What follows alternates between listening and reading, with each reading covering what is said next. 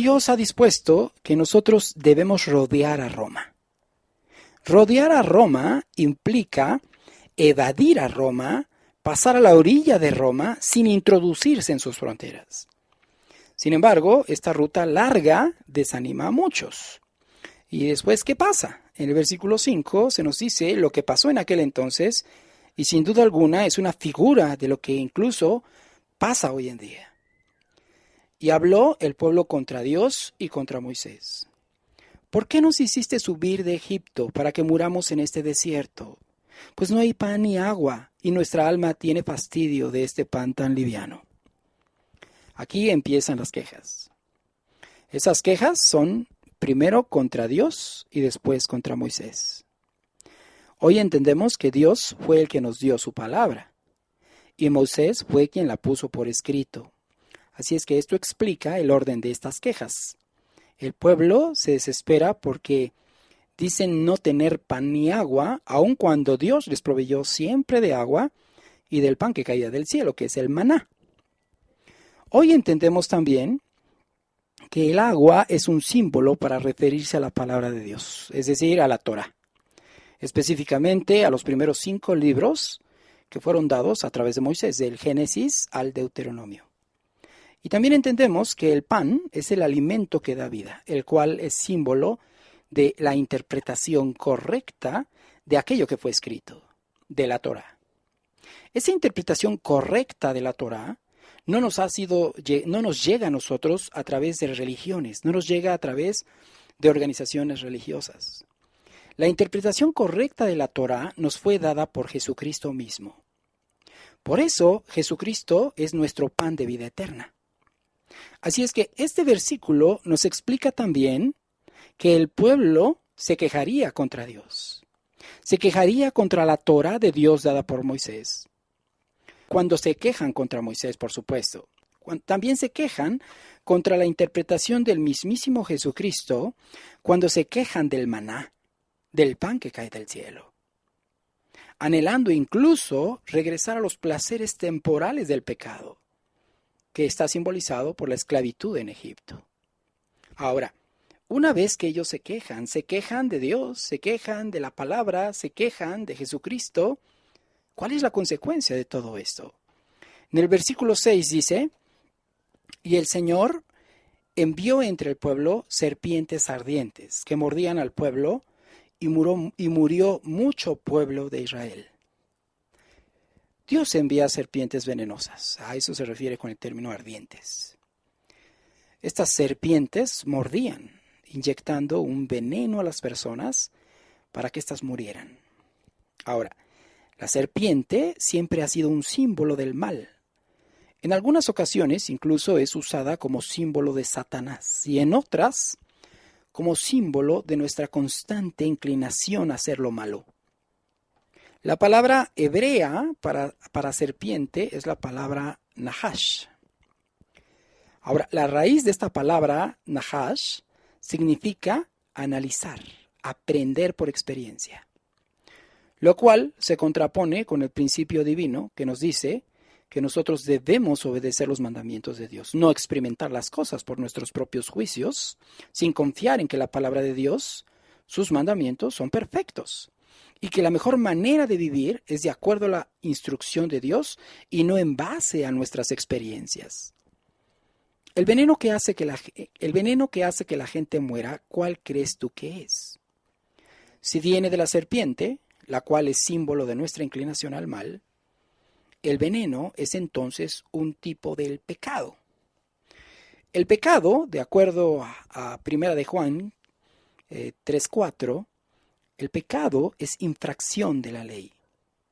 Así, vamos interpretando este versículo y lo aplicamos a nuestra situación actual. Por cuanto la gente rechaza la ley de Moisés y las interpretaciones de Jesucristo, la gente recibe el veneno en sus venas. ¿Cuál es ese veneno? El pecado. De acuerdo a la Biblia, el pago del pecado es la muerte. Por lo tanto, muchas personas que se dicen creyentes en la Biblia, pero por cuanto constantemente rechazan la Torá y al pan de vida, están recibiendo la muerte. Señor. apiádate de nosotros. Versículo 7. Dice, entonces el pueblo vino a Moisés y dijo, hemos pecado por haber hablado contra el Señor y contra ti. Ruega al Señor que quite de nosotros estas serpientes. Y Moisés oró por el pueblo. Así es que hoy nosotros tendríamos que hacer lo mismo. Por favor, Señor, quita de nosotros el mal. Ese mal que nos hace pecar y que nos conduce a la muerte. Versículo 8 dice, y el Señor dijo a Moisés, hazte una serpiente ardiente y ponla sobre un asta, y cualquiera que fuere mordido y mirare a ella, vivirá. Y Moisés hizo una serpiente de bronce y la puso sobre un asta.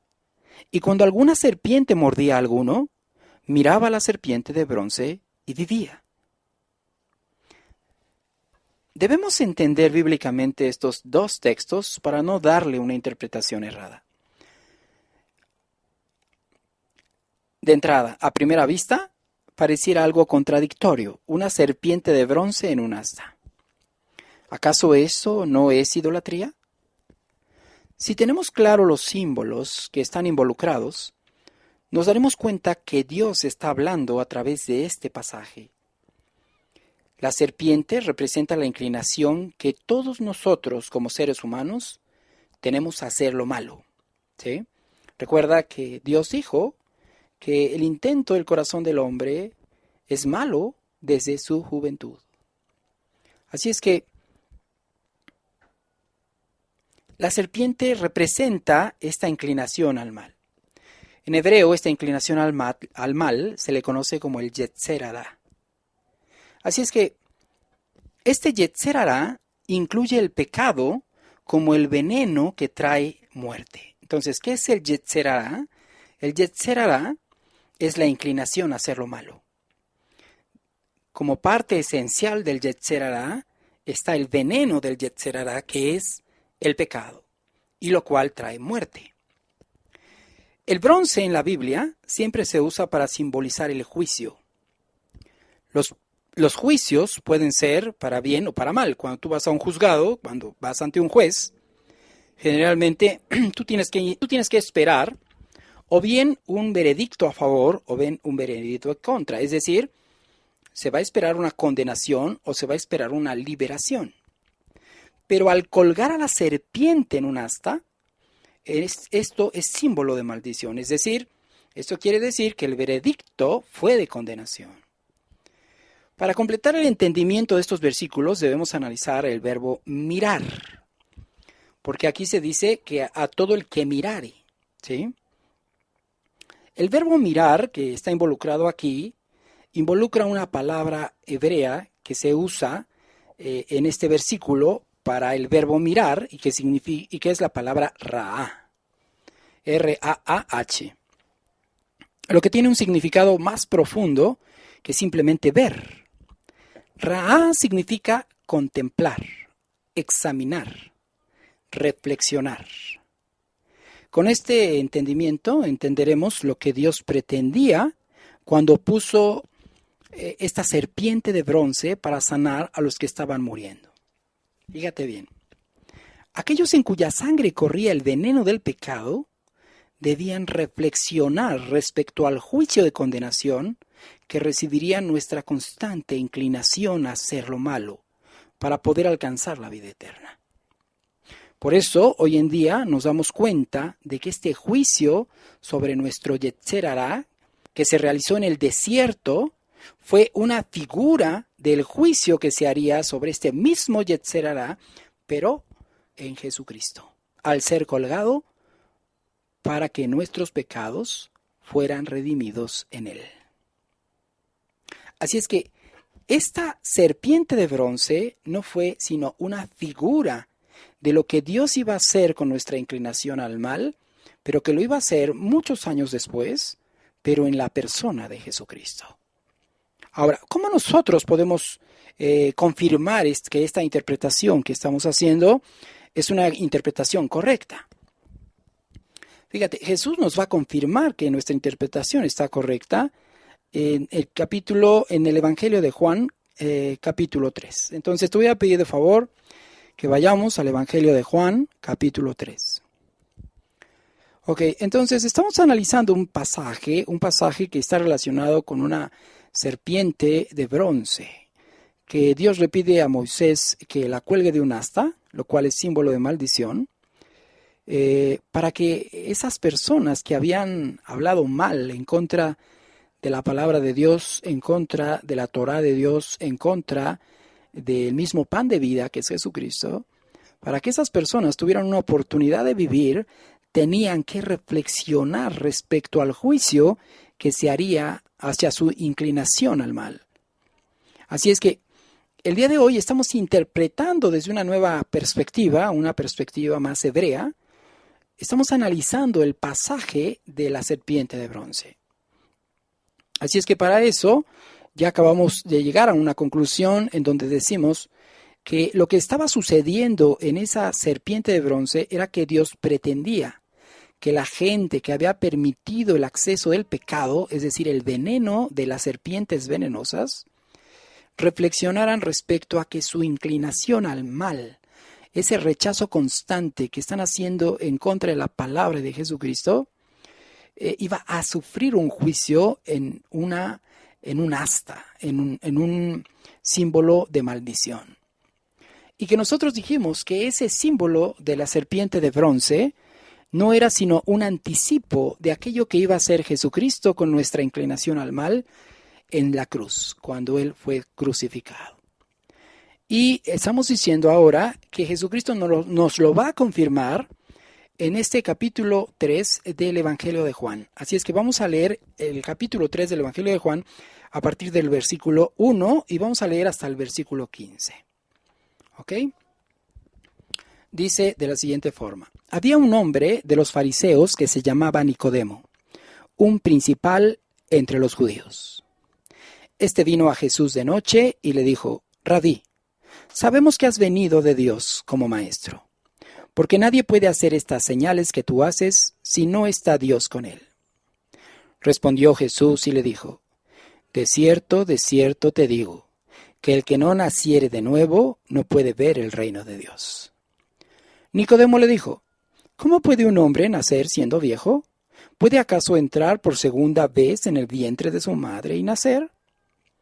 Respondió Jesús: de cierto te digo, que el que no naciere de agua y del Espíritu no puede entrar en el reino de Dios.